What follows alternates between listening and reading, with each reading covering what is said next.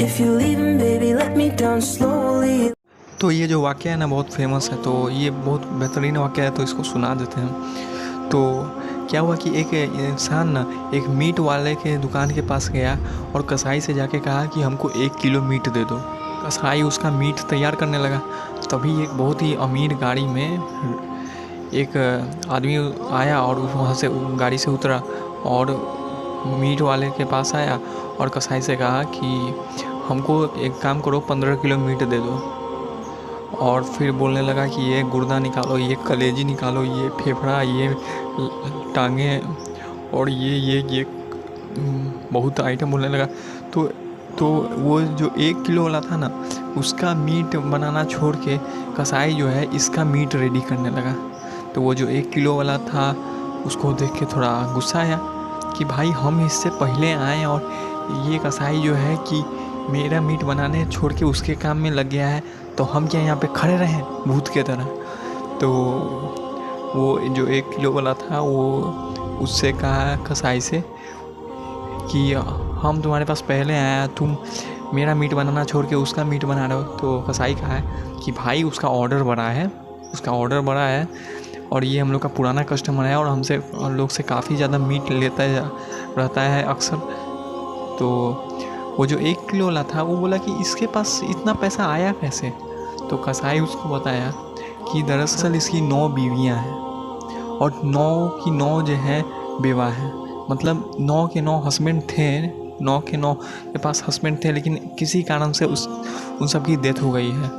और हस्बैंड जो थे वो उन सब के वो ऐसे थे कि वो खाए कम थे और बचाए ज़्यादा थे, मतलब पैसा कमाते ज़्यादा थे लेकिन खाते कम थे क्योंकि ज़्यादा बचा सके। अब किसी कारण से उन सब का इंतकाल हो गया। तो भाई उन जो औरतों की जो हस्बैंड्स थे ना, वो लोग मालदार थे और खाते कम थे और बचाते ज़्यादा थे। तो क्या हुआ कि बचाने में पूरा ज़िंदगी बीत गया और खाना नसीब नहीं हुआ। तो बेशक सा बात है, जाहिर सा बात है कि जब उनके पतियों का इंतकाल हो गया तो बीवियों के पास अच्छा खासा पैसा आ गया। तो अब बीवियां करें क्या। तो इस गरीब का शादी पे शादी करने का जज्बा था, तो ये शादी पे शादी करता गया और 20 मिनट मर चुके थे। उनकी सारी बीवियां भी इसको मिल गई और उस बीवियों का प्रॉपर्टी भी इसको मिल गया और अभी ये अपनी बीवियों के कमाई पे खा रहा है, बीवियों के प्रॉपर्टी के पैसों से खा रहा है। तो सुन के जो 1 किलो वाला था उसको बड़ा आश्चर्य हुआ।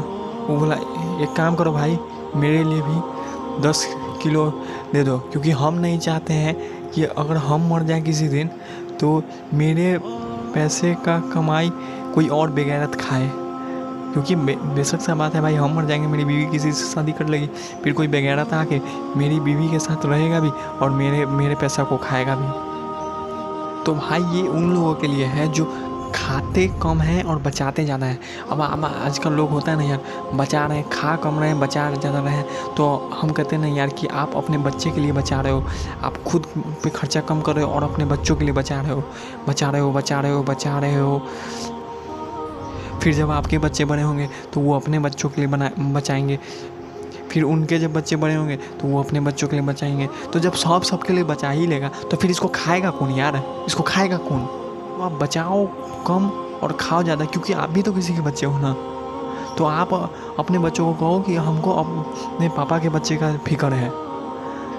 क्योंकि भाई आपको बता दें कि जब इंसान इस दुनिया में आता है, जब कोई इंसान को भेजते हैं तो सिर्फ पेट लेके नहीं भेजते हैं, कमाने के लिए 2 हाथ और 2 पैर लेके भी भेजते हैं। हाँ, अगर आपका बच्चा अपाहिज है तो अलग बात है, लेकिन अगर आपका बच्चा ठीक ठाक है, नॉर्मल है, तो अब तो भाई जैसे आप अपने लिए कमा रहे हो, आपका बच्चा भी भाई गॉड के फजल से कमाएगा अपने लिए। एक दिन उसको भी गॉड कुव्वत और रहमत फरमाएंगे कि वो खुद से कमाए और खुद से खाए। तो आप क्या करो, आप खाओ भाई, आप खाओ। अपने पत्नी को भी कहो कि हम खा रहे हैं, जब तक हम हैं तब तक तुम भी खाओ, हमको भी खाने दो। अपने बच्चों को भी कहो कि तुम भी खाओ और हमको भी खाने दो। क्योंकि भाई मेरे पापा ने मेरे लिए ये चीज़ खाने के लिए छोड़ा था, क्योंकि आपके पापा ने भाई आपके लिए चीज़ छोड़ा था खाने के लिए, आपके खाने के लिए ये चीज़ छोड़ा था। और अगर आपके बच्चों के खाने के लिए चीज़ छोड़ा हो तो आपके पापा बहुत बेवकूफ़ थे। क्योंकि भाई आपके पापा ने अपनी चीज़ छोड़ा है क्योंकि ताकि वो अपने बच्चों के लिए बचाएं। तो भाई आप खुद भी खाओ और बाकियों को भी खाने दो और कहो कि भाई गॉड पैसा देते हैं, गॉड खाना देते हैं, गॉड प्रॉपर्टी भी देते हैं ऐसे, क्योंकि गॉड सब कुछ देते हैं। आप बोलो कि जितना जब तक हम हैं तब तक अच्छे से खाओ यार, आराम से खाओ, लाइफ जियो, क्योंकि ये जो फैसिलिटी देने का तरीका है वो तो गॉड का है ना। गॉड आपको अमीर रखे तब भी खुश रहो और गरीब रखे तब भी खुश रहो, क्योंकि गॉड आपके आप बच्चे हो और गॉड अपने बच्चों को कभी बुरा नहीं देख सकते हैं, आप कभी अपने बच्चों का बुरा करते नहीं हैं। तो क्या है कि गॉड आपको गरीब रखे तभी भी खुश रहो, अमीर रखे तभी भी खुश रहो। और तो हम एगो चीज़ देखें कि एगो बहुत बड़ा आदमी था, तो वो एगो घर बनाया है, बहुत बड़ा बिल्डिंग बनाया है, हम लोग के जाने ही वाले थे। तो वो एक बहुत बड़ा बढ़िया घर बनाया है और घर के बगल में ही वो कब्रिस्तान है। तो वो जो हम लोगों के जानने वाले हैं वो उस घर को देख के बहुत ज़्यादा खुश रहते हैं। तो हम उनको कहें कि यार देखिए, हम आपका शरीर और शक्ल देख के और सर के बाल देख के ये हमको लग रहा है कि आप इस घर में 10, 15, 20, 25 साल से ज़्यादा रहने वाले हो नहीं, और आप अब इस प्लॉट को छोड़ के उस बगल वाले प्लॉट पे ध्यान दो, क्योंकि भाई इस घर में तो 20 साल, 25 साल, 30 साल रहोगे। उस प्लॉट पे देखो ना यार, जिसमें पता नहीं 500 या 600 साल भी रहना पड़ जाए, क्योंकि असली प्लॉट तो वो है ना भाई, क्योंकि मरने के बाद आप उस कब्र में ही जाने वाले हो, उस कब्रिस्तान में ही जाने वाले हो। तो बात क्या है भाई, तो देखिए, तो ये इस बात सही कि भाई आना कहाँ पे है आपको, आना तो एक दिन आपको कब्रिस्तान में ही ना है। यहाँ पे तो आप बहुत कम समय के लिए रहने वाले, और वहाँ पे तो ना जाने कितने समय तक रहना पड़े। तो भाई इसकी तैयारी करो ना यार, कि आना जहाँ जाना है उसकी तैयारी करो। तो इसकी तैयारी क्या है कि भाई आप गॉड के सामने जाओ, गिड़गिड़ाओ, रो उनके सामने, जो गलती किए हैं उसको माफ़ी मांगो।